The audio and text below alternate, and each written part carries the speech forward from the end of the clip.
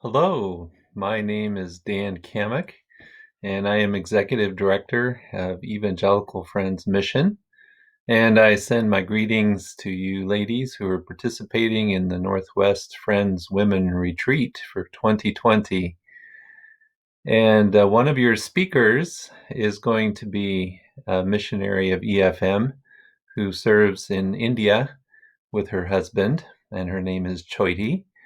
And you'll be seeing a video that she has prepared for you that shares more details about the kind of ministry that they have. But I thought that I would give an introduction to you of their ministry in India, tell a little bit about their story, their testimony, and then also mention the project that you are being invited to contribute to that will help their ministry. Well, this is DK and Choity Sarkar, and they live in the big country of India. India, as you probably know, in terms of its population, is one of the two most populous nations in the world, China being number one, and India not far behind. And in terms of the need for the gospel, India is actually in first place. It has um, thousands and thousands of ethnic groups. India does. Ethnic groups, different people of different languages and cultures. And there's about 2,000 ethnic groups in India that still have not received the gospel of Jesus Christ. So it is the nation in the world that has the largest number of unreached people groups, ethnic groups today. And so this is where DK and Choity and many others are working. And so DK and Choity, they live in the eastern part of India, and they live in the city of Kolkata, which back in the days of the British used to be called Calcutta. And for a time, it was, in terms of the British Empire, Kolkata was the capital of India. That's where the British government was located. And so it's a mega city today. It's one of the biggest mega cities in the world. Just people everywhere. I've been to it many times. I've visited DK and Choity many times in Kolkata, and it's quite a big city. Now, DK and Choity, they DK grew up in Bangladesh, what is now known as Bangladesh, so very close by. And when he was getting ready to go to school, his family decided to move over to India in order to give him a better education. And so it was there in Kolkata that DK went to school, and that's where he also met Choity, who became his wife in 1979. So they've been married just over 40 years. And not long afterwards, they had a daughter whose name is Tana. So they only have the one daughter who's married and has two children of her own. So DK and Choity are also grandparents, and a boy and a girl. And they're very happy grandparents. So DK and Choity both grew up in Christian families. Um, in fact, DK's great grandfather and grandfather had been pastors in the Baptist denomination over in Bangladesh. And so his family has a history of being in Christian ministry. But when DK moved to India and went to school, met Choity, married Choity, they were part of a church.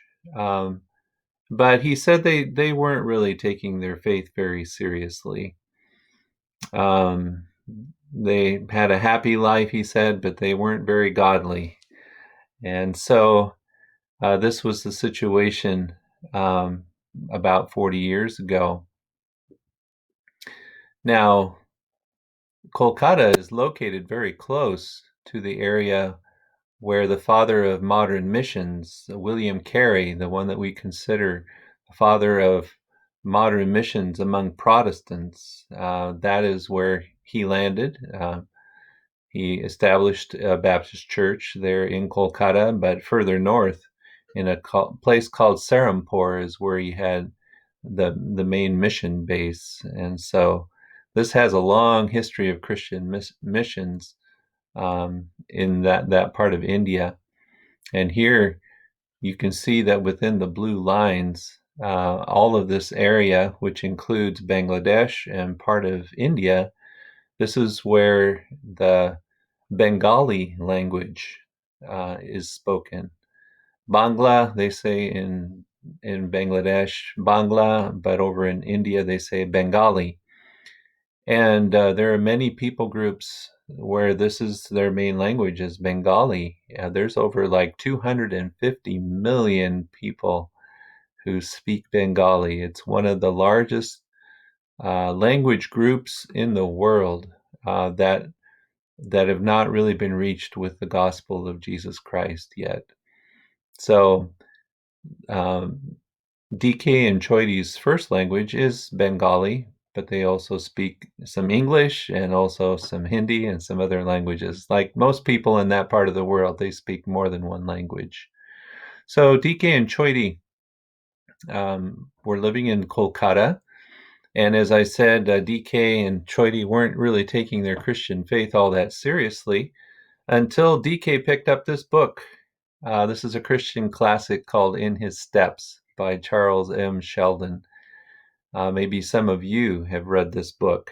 And this is the book from which we get the WWJD, What Would Jesus Do?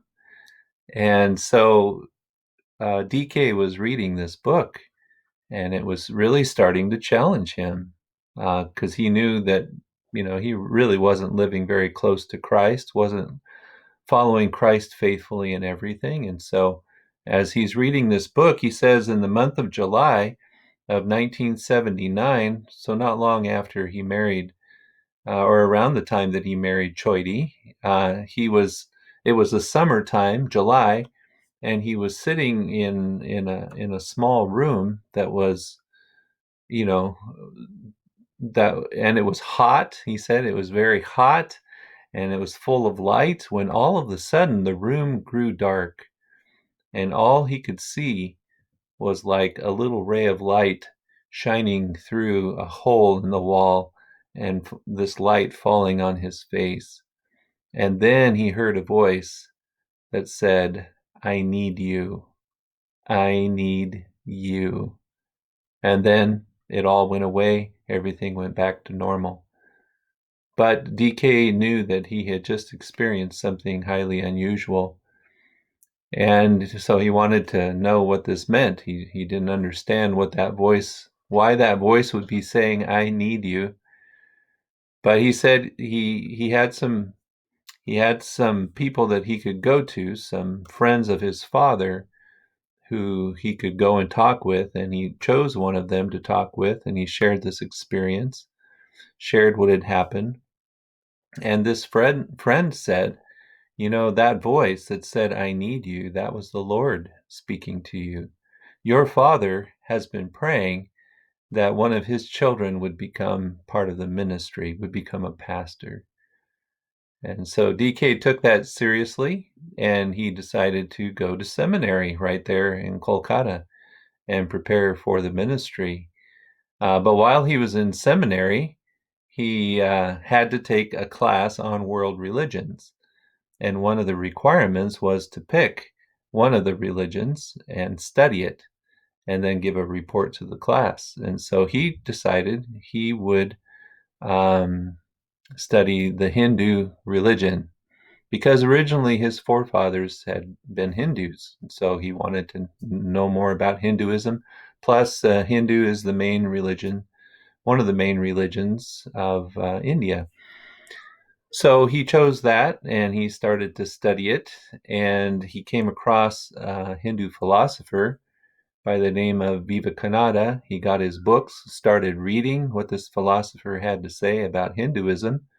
And DK became convinced that Hinduism was the truth, which is a problem if you're a seminary student in a Christian seminary. So when it came time to give his report to his class, DK basically stood up in front of the class and said, India already has the truth. Why it does not need Christianity. And he tried to defend his position, and everybody in the class was angry with him. And so DK went back to his home, and he was quite discouraged. He couldn't sleep, he said. And then that night, he had another experience, another highly unusual experience. He had a vision of hands with nails in the palms. And again, that voice that said, at this time it said to him, I died for you, nobody else. I died for you, nobody else.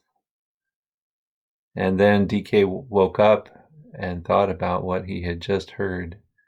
And he realized that no, there is no religion other than faith in Jesus Christ that is true. Because Vivekananda, the Hindu philosopher, had not died for DK.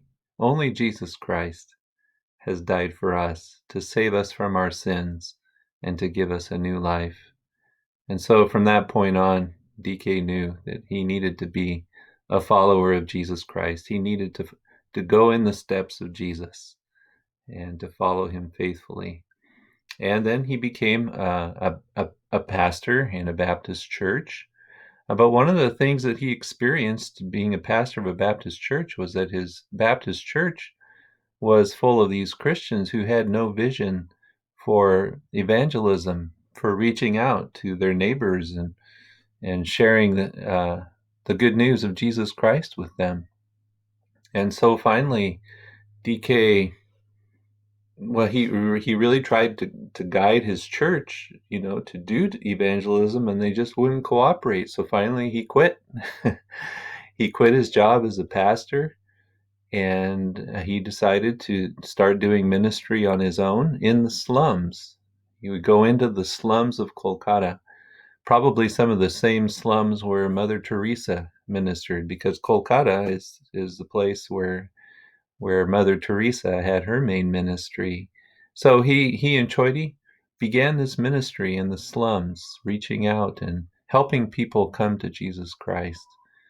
And so finally, Chuck Mylander, who is the executive director before me of EFM, he made a visit back in 2002 to Kolkata, and he was just asking around, asking Christian leaders in Kolkata, who do you know that might be willing to help establish a new mission? And DK and Choity were recommended to Chuck Mylander. And so that is how DK and Choity came to be with EFM and to become Evangelical Friends and to plant Evangelical Friends churches. And so DK and Choity, have been working with EFM since 2003. And Kolkata is located in the state of West Bengal. That's a state within India. And so this is the state in which they've been working. You can see there are many provinces, and they've been working in many of these provinces, planting churches. And here are some of the people who that work with them, evangelists and pastors. Up towards the north in the province of Malda, these are two of the main leaders. And up there, and I've been here as well, there are various tribes, ethnic groups, and one of them is called the Santali. And here you have a picture of them, and there are several churches, friends churches, among the Santali people group. Here's one of those churches. And then they also have ministry down towards the southern end of West Bengal, along the Bay of Bengal. And these are some of the workers that are there with them. And then there's other churches in between Malda and the Bay of Bengal. Uh, this is one of the churches down close to the bay. So some stats for the work in West Bengal. They have 15 churches planted so far, and then they have 53 fellowship groups. So fellowship groups would be mostly non-Christians who are beginning to learn about the faith. And many of these fellowship groups will become churches in the future.